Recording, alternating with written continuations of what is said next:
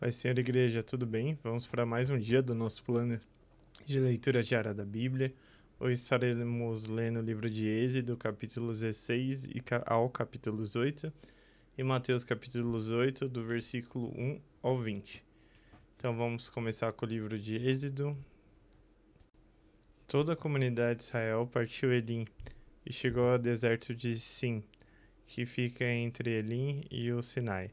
Foi no 15º dia do segundo mês, depois que saíram do Egito no deserto, toda a comunidade de Israel reclamou a Moisés e Arão.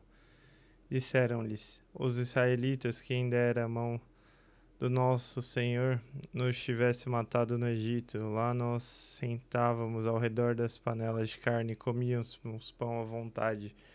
Mas vocês nos trouxeram a este deserto para fazer morrer de fome toda essa multidão. Disse, porém, o Senhor a Moisés: eu lhes farei chover pão do céu. O povo sairá e recolherá diariamente a porção necessária para aquele dia. Por isso os porei à prova, para ver se seguem ou não as minhas instruções. No sexto dia trarão para ser preparado o dobro do que recolheram nos outros dias. Assim Moisés e Arão disseram a todos os israelitas: ao entardecer vocês saberão que foi o Senhor quem os tirou do Egito, e amanhã cedo verão a glória do Senhor, porque o Senhor ouviu a queixa de vocês contra ele. Quem somos nós para que vocês reclamem a nós? Disse ainda Moisés: o Senhor lhe dará carne para comer ao entardecer e pão à vontade pela manhã, porque ele ouviu as suas queixas contra ele. Quem somos nós? Vocês não estão reclamando de nós, mas o Senhor. Disse Moisés a Arão: diga a toda a comunidade de Israel que se prepare ao Senhor, pois ele ouviu as suas queixas. Enquanto Arão falava a toda a comunidade, todos olharam em direção ao deserto, e a glória do Senhor apareceu na nuvem. E o Senhor disse a Moisés: ouvi a queixa dos israelitas, responda-lhes que ao pôr do sol vocês comerão carne, e ao entardecer se fartarão de pão. Assim saberão que eu sou o Senhor seu Deus. No final da tarde apareceu com codornizes que cobriram o lugar onde estavam acampados. Ao amanhecer havia uma camada de orvalho ao redor do acampamento. Depois que o orvalho secou, flocos finos semelhantes à geada estavam sobre a superfície do deserto. Quando os israelitas viram aquilo, começaram a perguntar uns aos outros: que é isso? Pois não sabiam do que tratava. Disse-lhes Moisés: este é o pão que o Senhor lhe deu para comer. Assim ordenou o Senhor: cada chefe da família recolhe o quanto precisaram, um jarro para cada pessoa da sua tenda. Os israelitas fizeram como lhes fora dito, alguns colheram mais, outros menos. Quando mediram o jarro, quem tinha recolhido muito não teve demais, e não faltou a quem não tinha recolhido pouco. Cada um recolheu o tanto que precisava. Ninguém deve guardar nada para a manhã seguinte, ordenou-lhes Moisés. Todavia, alguns deles não deram a atenção a Moisés e guardaram um pouco até a manhã seguinte, mas aquilo criou bicho e começou a cheirar mal. Por isso Moisés virou-se contra eles. Cada manhã todos recolhiam o quanto precisava, pois quanto o sol esquentava, aquilo se derretia. No sexto dia recolheram o dobro, 2 jarros para cada pessoa. E os líderes da comunidade foram contar isso a Moisés, que lhes explicou: foi isso que o Senhor ordenou. Amanhã será dia de descanso, sábado consagrado ao Senhor. Assem e cozinhem o que quiserem, guardem o que sobrar até a manhã seguinte. E eles o guardaram até a manhã seguinte, como Moisés tinha ordenado, e não cheirou mal nem criou bicho.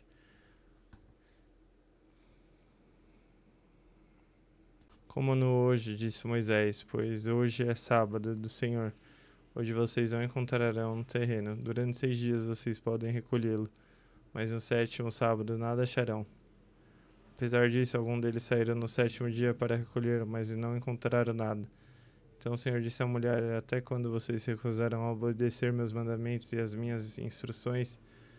Vejam que o Senhor lhes deu o sábado, e por isso no sexto dia ele lhes dá pão para 2 dias. No sétimo dia fiquem todos onde estiverem, ninguém deve sair. Então o povo descansou no sétimo dia. O sábado o Senhor chamou maná aquele pão. Era branco como semente de coentro e tinha gosto de bolo de mel.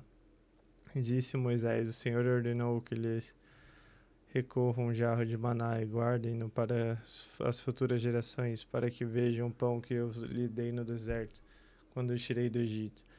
Então Moisés disse a Arão: Ponha numa vasilha a medida de um jarro de maná e coloque-a diante do Senhor, para que seja conservado para futuras gerações. Em obediência ao Senhor tinha ordenado a Moisés, Arão colocou o maná junto às tábuas da aliança para ali ser guardado. Os israelitas comeram maná durante 40 anos, até chegarem a uma terra habitável. Comeram maná até chegarem às fronteiras de Canaã. O jarro é a 10ª parte de uma arroba. Êxodo capítulo 17. Toda a comunidade de Israel partiu do deserto de Sim, andando de um lugar para o outro, conforme a ordem do Senhor. Acamparam em Refidim, mas lá não havia água para beber. Por essa razão, queixaram-se a Moisés e exigiram: Dê-nos água para beber. Ele respondeu: Por que se queixam a mim?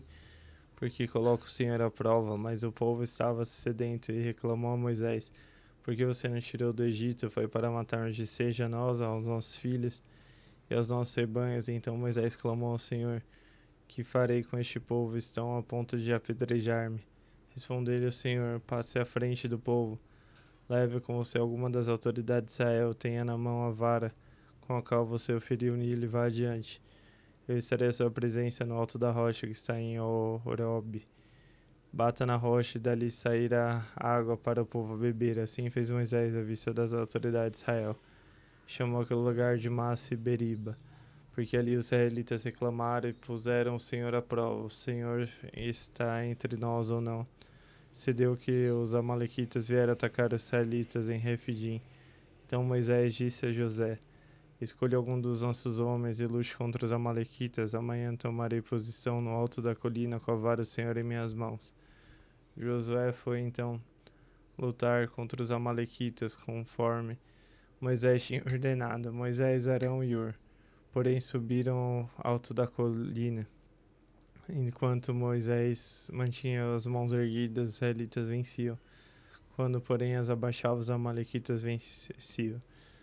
Quando as mãos de Moisés já estavam cansadas, eles pegaram uma pedra e a colocaram debaixo dele, para que nela se assentasse. Arão e Hur mantiveram erguidas as mãos de Moisés, um de cada lado, de modo que as mãos permaneceram firmes até o pôr do sol. E Josué derrotou o exército amalequita ao fio da espada. Depois o Senhor disse a Moisés: Escreva isso num rolo como memorial e declare a Josué que farei com os amalequitas sejam esquecidos para sempre debaixo do céu. Moisés construiu um altar e chamou-lhe: O Senhor é minha bandeira. E jurou: Pelo trono do Senhor, o Senhor fará guerra contra os amalequitas de geração em geração. Êxodo capítulo 18. Jetro, sacerdote de Midian e sogro de Moisés, soube de tudo que o Senhor tinha feito por Moisés e pelo seu povo, como o Senhor havia tirado de Israel do Egito. Moisés tinha mandado Zípora, sua mulher, para a casa de seu sogro, que a recebeu, juntamente com seus 2 filhos. Um deles chamava-se Gerson, pois Moisés dissera: Tornei-me imigrante em terra estrangeira. E o outro chamava-se de Eliezer, pois disse: O Senhor de meu pai foi o meu ajudador, livrou-me da espada do faraó. Jetro, sogro de Moisés, veio com os filhos e com a mulher de Moisés encontrá-lo no deserto, onde estavam acampados perto do monte do Senhor. E Jetro mandou dizer: Eu, seu sogro, Jetro, estou indo encontrá-lo, e comigo vão sua mulher e seus 2 filhos. Então a mulher de Moisés saiu ao seu encontro do sogro, curvou-se, o beijou, trocaram saudações e depois entraram na tenda. Então Moisés contou ao sogro tudo quanto o Senhor tinha feito ao faraó e aos egípcios por amor a Israel, e também todas as dificuldades que tinha enfrentado pelo caminho, como o Senhor os livrara. Jetro alegrou-se ao ouvir todas as coisas boas que o Senhor tinha feito a Israel, libertando das mãos dos egípcios. Disse ele: Bendito seja o Senhor que os livrou das mãos dos egípcios.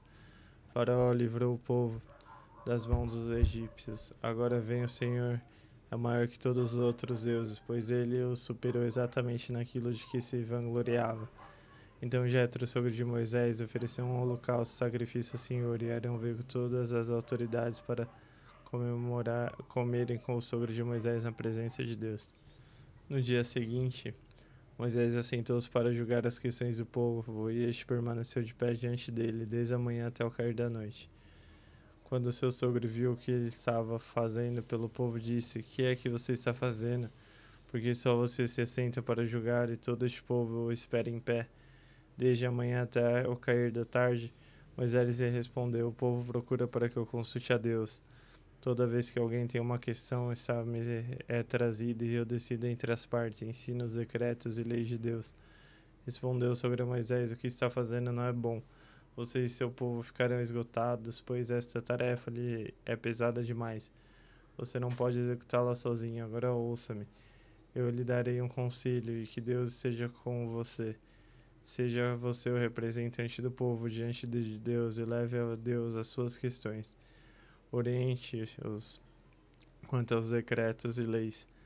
Mostre-lhes como devem viver e o que devem fazer.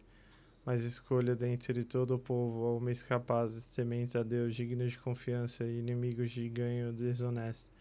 Estabeleça-os como chefes de 1.000, de 100, de 50 e de 10. Eles saberão sempre a disposição do povo para julgar as questões. Tragam a você apenas as questões difíceis. As mais simples decidirão sozinho. Isso tornará mais leve seu fardo, pois eles o dividirão com você. Se você assim fizer e se assim Deus ordenar, você será capaz de suportar as dificuldades e todo esse povo voltará para casa satisfeito. Moisés aceitou o conselho de seu sogro e fez tudo o que ele tinha sugerido. Escolheu homens capazes de todo Israel e colocou como os líderes do povo, chefes de 1.000, de 100, 50 e de 10. Estes ficaram como juízes permanentes do povo. As questões difíceis levavam a Moisés, e as mais simples, porém, eles mesmos resolviam. Então Moisés e seu sogro se despediram e este voltou para sua casa. Agora Mateus capítulo 18, do versículo 1 ao 20. Naquele momento os discípulos chegaram a Jesus e perguntaram: Quem é o maior do reino dos céus?